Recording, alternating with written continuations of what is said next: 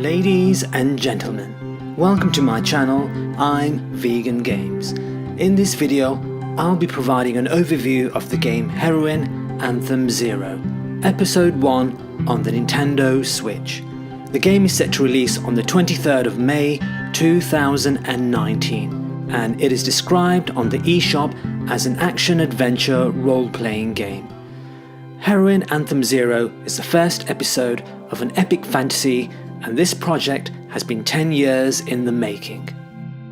It has already been released on the PlayStation 4 in 2018 and on the PC in 2016. There is only one Metacritic review for the PlayStation 4 version, and the rating lies at 70%, and only one Metacritic score for the PC version at 90%.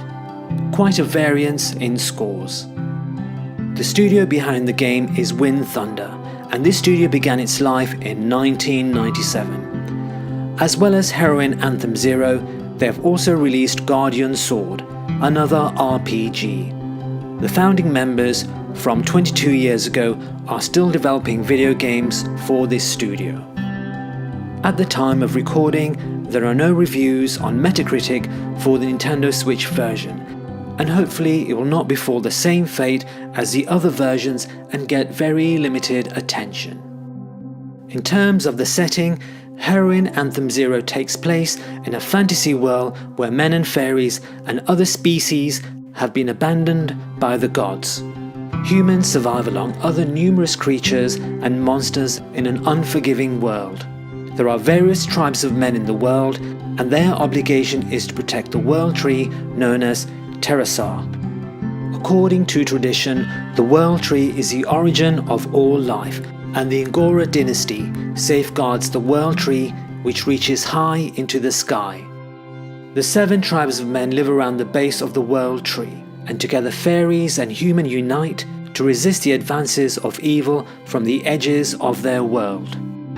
The protagonist of the game is Wanin Sarum, a forest keeper whose fate becomes entangled with the wandering cat girl Shama Kutami, and together their story becomes one of survival in a desolate, unforgiving world.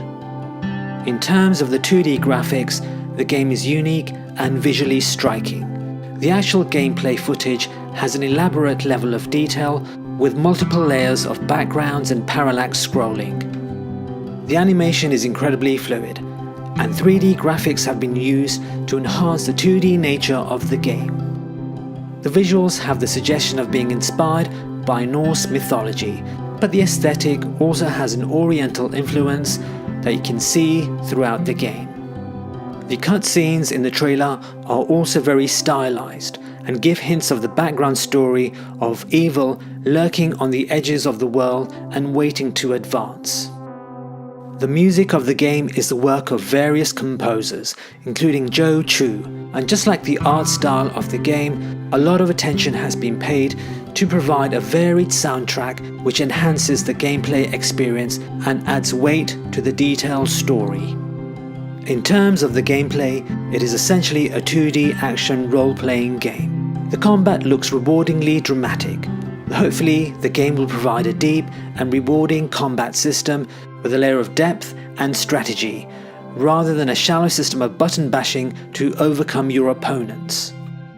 The narration of the journey is interwoven carefully into the game to become an important aspect of your gameplay experience. And if they can provide an entertaining and significant story, it should make the whole gameplay experience resonate. Let me know in the comments below if you have played this game. Is it a worthy purchase? Now, if you have enjoyed this overview and you want more of this nonsense, then please help me out by subscribing and liking. Good day, my dear gamers.